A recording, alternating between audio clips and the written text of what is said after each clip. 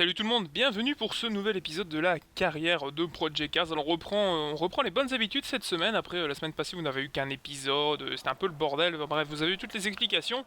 On est parti bien dans notre championnat du monde, ça y est, notre Formula Rookie, notre saison va bientôt se terminer. Et pour cela il faut passer par le tracé de Sakito. Alors Sakito c'est normalement Suzuka mais bien sûr sans licence. Donc ce qu'on va faire c'est qu'on va faire quelques setups et on va partir après pour un petit tour de reconnaissance. Allez c'est parti en piste.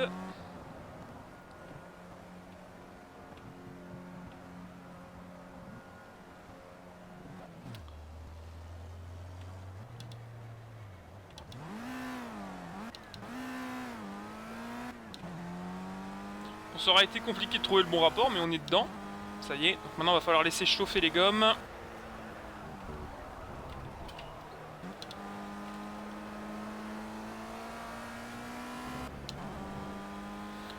Alors j'ai pas trop pratiqué Sakito, putain c'est chaud à dire. Donc on va voir ce qu'on peut faire. Je me réfère pour l'instant à la map qui est en haut. Et la vision en étant très bas dans cette monoplace c'est plutôt agréable. Donc on retrouve la monoplace après les deux épisodes historiques, on va dire. On a été invité à différentes compétitions, notamment le dernier épisode qui était dédié à la Ford Escort. Alors ici normalement il y a le Degner 1 et Degner 2. Est-ce qu'on peut le prendre en troisième? Non, ça m'a semblé compliqué. Non, si, ça passe. Avec les pneus chauds, ça passera en tout cas. Ici, ben, vous voyez, je me plaçais pour la seule version que je connaissais. Normalement, ici, vous avez une épingle et on repart de l'autre côté. Mais le circuit n'étant toujours pas sous licence, eh bien, voilà, on a une alternative et un circuit un peu différent. Et je crois qu'ici, il va y avoir encore, voilà, quelque chose de différent. Un petit S qui nous ralentit pour ne pas avoir une courbe très rapide. Donc on va faire un tour dans cette séance d'essai et il faudra se pencher sur la qualification puisque vous savez que pour les deux manches du week-end, eh bien, ce sont les deux meilleurs tours effectués lors de cette séance eh bien, qui vont être pris en compte. Un peu de survirage ici, ça va, on arrive à corriger, c'est pas trop la mort. Donc on va voir comment on va débuter cette nouvelle division, ce championnat du monde hein, finalement. Donc voilà, donc la carrière de Project Cars qui continue. Et on va essayer d'en faire un maximum ensemble. On va voir après dans quelle division. J'aimerais bien faire un peu de Touring Car ou de GT. On va voir si on va me proposer de la Clio Cup ou de la GT3 ou de la GT4 peut-être. Je sais pas vraiment vers quoi me tourner. J'aimerais bien faire de la Clio Cup parce que j'en vois beaucoup sur le net et j'ai quasiment jamais piloté cette Clio Cup. Et ça me ferait plaisir de l'avoir passée en carrière. On va passer ici en deux parce que je trouve que c'est pas mal pour relancer. On n'est pas en sous-régime. Alors on est derrière notre équipier justement. Qui nous dévante un petit peu. Alors ici il faut vraiment découvrir la piste. Alors comment lui va freiner? Comme ça. Hop. Donc là on peut gagner énormément de temps par rapport à l'IA. Et voilà donc pour le tour de présentation de ce week-end de Sakito. Voilà donc on vient de passer le transpondeur. Et on démarre la séance de qualification donc. Et à première vue il pleut puisqu'on a monté les pneus rainurés. Alors je sais pas si on annonce de la pluie, on va essayer de se fier à ce que nous disent nos ingénieurs. Et on va essayer de faire quelque chose de pas mauvais. Pour l'instant la piste est sèche, hein, vous le voyez. Mais c'est vrai que c'est nuageux.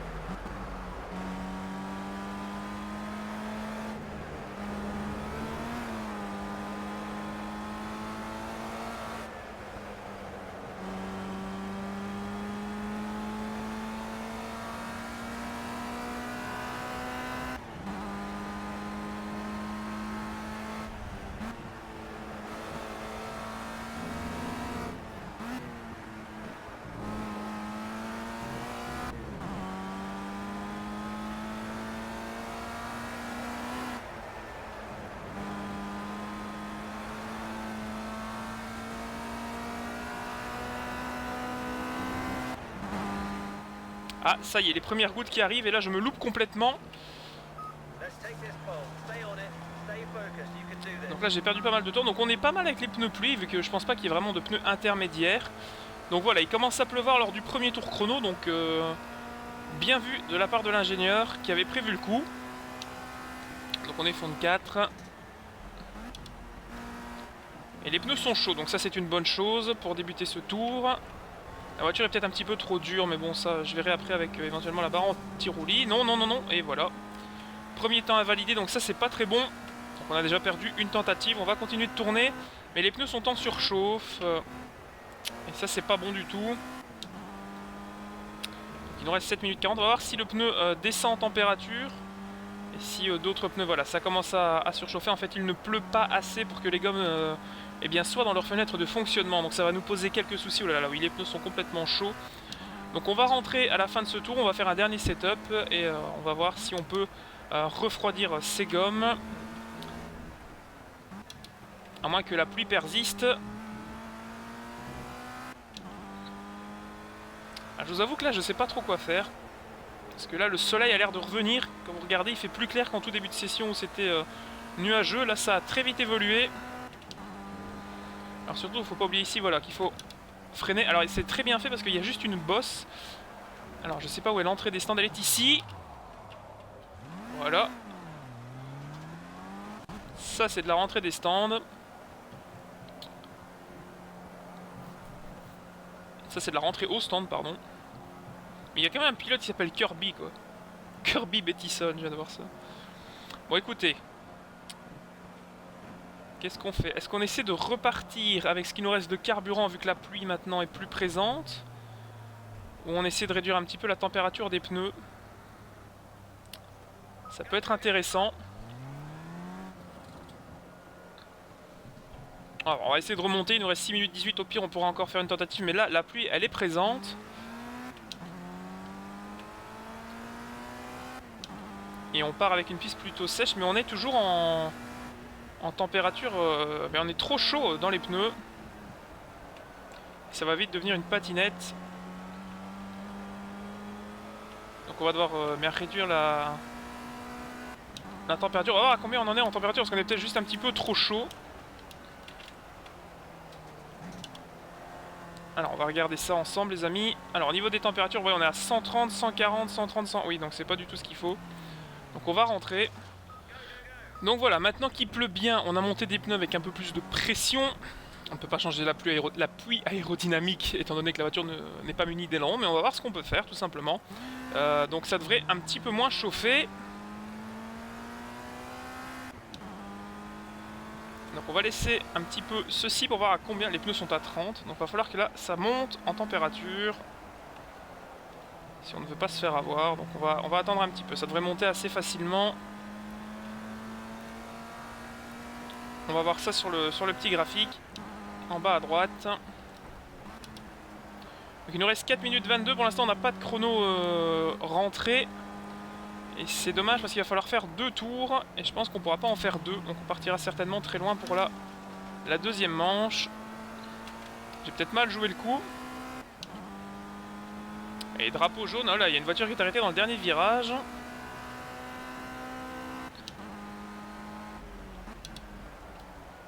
Alors je sais pas en combien le tour se fait.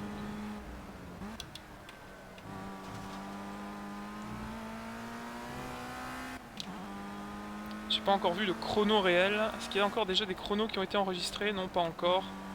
Au niveau des temps de session. 1:19, j'ai vu. Donc ça peut jouer. Attention, voiture lente et drapeau jaune. Donc il y a une voiture qui, je pense, s'est plantée dans l'entrée des stands. C'est ce qui doit provoquer ce souci. Bon, nous, on va pas trop s'en occuper. On va pas ralentir. Oui, voilà, exactement ce que je pensais. Donc il n'y avait pas que moi qui avait du mal. Allez, on va se lancer. Donc on a encore 3 minutes 20. Donc largement de quoi faire 2 tours chronométrés. Mais par contre, il ne faudra pas se louper. C'est parti, on déclenche le chrono à la cellule. Et on va essayer de se concentrer hein, pour pas faire trop de bêtises. Un petit peu de survirage ici, les pneus sont chauds. Donc ça c'est un point positif. Dans ce premier secteur. Un ciel très changeant, mais la pluie, elle, est constante. Donc de ce côté-là, pas trop de soucis. On va essayer d'accrocher voilà, un peu le vibreur pour compenser le sous-virage. Allez, essayer de s'accrocher. Voilà, impeccable. Enfin, pour moi, ça me va. C'est loin d'être impeccable, mais c'est correct pour moi. Allez, la remontée. Fin du premier secteur. Après les deux Degner, donc les deux virages à droite ici, on tombe une vitesse pour le premier. Une seconde vitesse pour le deuxième. Et on y va allègrement et on complète le deuxième secteur. Et pas d'écart pour montrer. Le pneu arrière gauche qui déjà est en surtempérature. De nouveau drapeau jaune ici. On va rester en troisième pour le S. Comme ça ici on peut essayer alors qu'il ne pleut plus. Il ne pleut plus d'un coup sur Sakito, donc on va voir. Alors on va compléter le premier chrono. Et ça nous met en deuxième position, donc ça c'est le premier chrono. Allez, on va essayer de faire un chrono tant que les pneus ne sont pas trop en surtempérature, même si là, voilà, c'est terminé. La voiture était beaucoup trop chaude, donc j'ai plus du tout d'adhérence sur le train gauche. Donc c'est terminé pour ce deuxième chrono. On aura une très mauvaise place lors de la deuxième manche. Ah là là, ça va être compliqué puisque le temps n'est pas validé et de toute façon on est en retard. Il n'y a plus assez de temps pour terminer la séance. Donc c'est dommage, on a été surpris par la pluie. Je pense qu'il fallait monter des pluies en première partie de séance et ensuite tourner avec des pneus secs et attendre qu'ils montent en température et que la piste soit propice à une tentative sur le sec. Mais pour l'instant, c'est nous qui allons galérer lors de ce premier week-end de championnat du monde de Formula Rookie.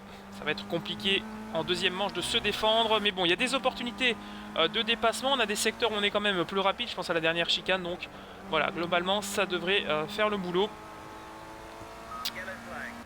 Et on nous signale toujours ce drapeau jaune dans le dernier secteur. Donc nous on va rentrer calmement. Et voilà.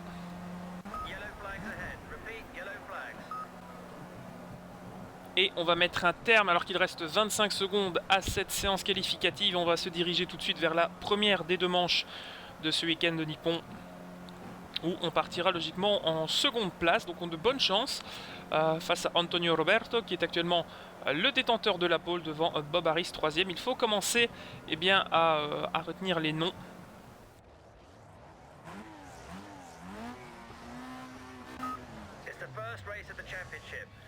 Allez, c'est la première course de la saison. On va essayer de bien démarrer dans ce départ en pente. Et on part très bien. Très bon départ pour cette première manche du championnat. Et on se place tout de suite sur la meilleure des trajectoires. Attention au comportement de la voiture qui a changé depuis tout à l'heure, puisque la piste est maintenant bien chaude et nous sommes équipés de pneus slick. Et c'est pour éviter ce genre de bêtises qu'il faut faire attention. Alors, on a réussi à repartir devant nos adversaires, mais ce fut très chaud. Donc la voiture qui a un comportement totalement différent de ce à quoi on a eu droit pendant toute la séance de qualification qui s'est déroulée sous l'humidité. Alors là derrière on a les deux voitures de la même équipe, c'est Bob Harris et son équipier qui sont derrière moi à la chasse déjà. Donc on va voir si on peut tenir le rythme de nos adversaires directs dans ce premier tour. Premier tour qui pour l'instant se passe sans encombre, on est plutôt en train de maîtriser notre sujet.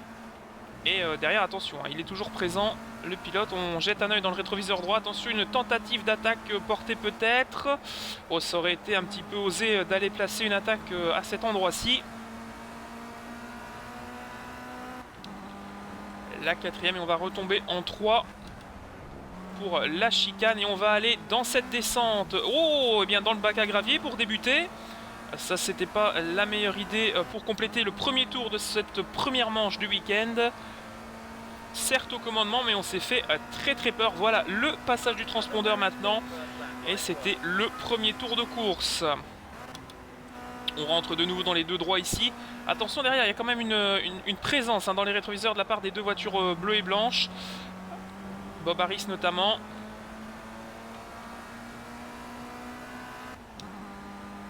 Qui est le plus véloce du peloton.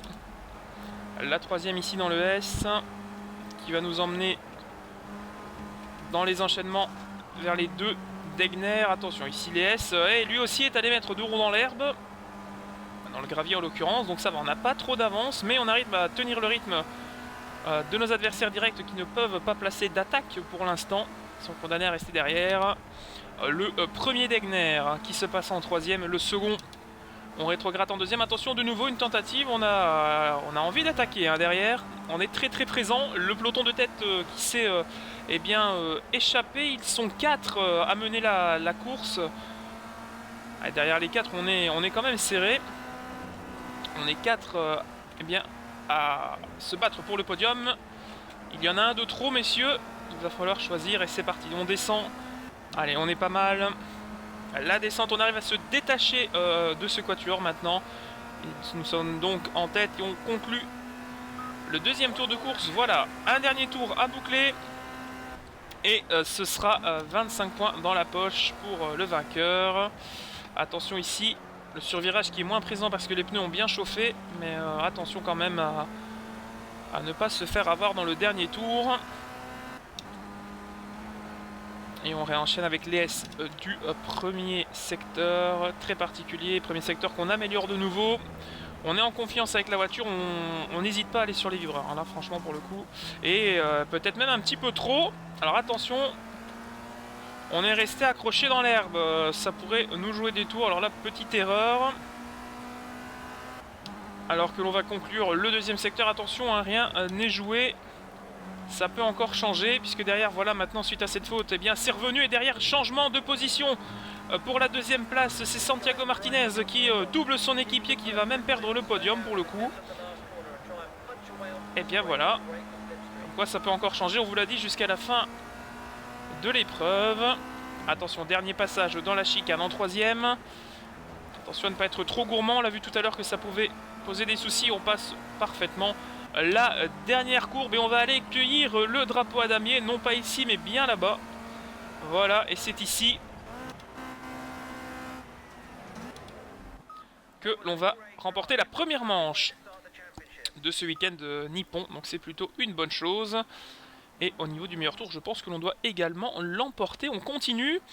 Donc 31 points, pardon, j'avais dit 25. Donc les 25 points de la victoire. Donc le point de la pole et le meilleur tour en course ne nous revient pas, je crois. Ça reviendrait, je crois, à Santiago Martinez qui est à 27 points au lieu de 26. Je ne sais plus comment ça se passe pour l'instant. Non, on n'a pas eu la pole, donc c'est bien le tour en course, voilà, pardon. Mais je ne vois pas où est le poleman au niveau des attributions de points. Et c'est maintenant la seconde manche du week-end et là il va falloir remonter le peloton. Et ça va être compliqué. Et c'est parti, on est libéré par le feu vert. C'est parti donc pour cette deuxième manche nippone du week-end. Et on va tenter de faire notre place dans le peloton. Pas mal de changements de ligne, c'est pas tout à fait toléré par le règlement ça normalement. Attention à ce que là il y en a à gauche et à droite. Il faut choisir un côté de toute façon pour éviter les catastrophes. Un peu de survirage, le pilote devant, la voiture 17 qui est très lente. À gauche notre équipier qui est également très lent. Et on va passer à l'extérieur sur la voiture 17. Et ici c'est compliqué. Ça glisse un peu dans tous les sens et le soleil n'aide pas à voir où on se trouve sur la piste. Oh, et là, la voiture numéro 3 qui est très lente dans les enchaînements et de nouveau ralenti ici. C'est la 17 qui ralentit beaucoup tout le monde, qui est un petit peu en train de zigzaguer, de naviguer sur la piste. Il va falloir rapidement doubler cette voiture si on veut rentrer dans les points. Et on va tenter de porter une attaque ici, ça paraît un petit peu tôt. Et ça va, on s'en sort bien, on aurait pu aller complètement dans le bac. Ici, on prend le deuxième Degner. Et on est 10e, on va essayer de compléter déjà ce premier tour de course sans encombre. On aura déjà fait une bonne partie du travail, on va maintenant grappiller peut-être une place ou l'autre d'ici la fin du meeting. Et surtout, ne perdez pas de vue qu'il y a un point attribué au pilote le plus rapide sur un tour lors de cette manche. Et regardez, la descente ici, on est pas mal. On va aller chercher l'aspiration, on passe la 4e et on va déboîter dans la ligne droite un vrai dépassement d'école sur la monoplace numéro 17 qui va nous céder sa 9e position. C'est maintenant chose faite. Alors que l'on entre dans les deux premiers droits qui sont très froids en termes de température de piste, puisque tout simplement il y a de l'ombre sur cette partie là. Vous voyez que le soleil est maintenant très très bas. Donc on est derrière maintenant Kirby Bettison qu'on avait mentionné tout à l'heure comme un des pilotes les plus lents. Donc il va falloir faire attention puisqu'il est également membre de notre équipe. C'est ce que dit du moins la livrée de sa monoplace. En tout cas, on demande de mettre la pression et d'attaquer un maximum pour gagner des places.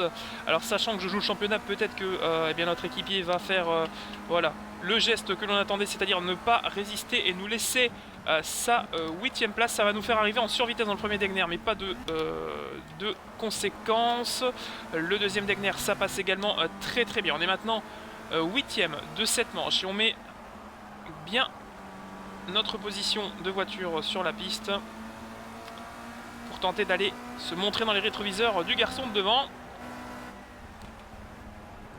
Alors attention ici, on a été plus rapide mais on s'est fait surprendre. Là, il va falloir bien ressortir de nouveau, on coupe ici un petit peu, on se relance un peu mieux et on va franchir le cap de la mi-course dans cette deuxième manche qui est un petit peu plus longue, 4 tours. Est-ce qu'on va de nouveau déboîter à l'aspiration? De nouveau on se présente dans la ligne droite qui est pour l'instant la meilleure opportunité de dépassement et on tire un petit peu sur le moteur, il reste à notre gauche. Attention de ne pas se toucher, là il y a peut-être eu un écart qui a dû être mis par le pilote parce que j'étais en sous-virage et pour éviter le contact il s'est écarté.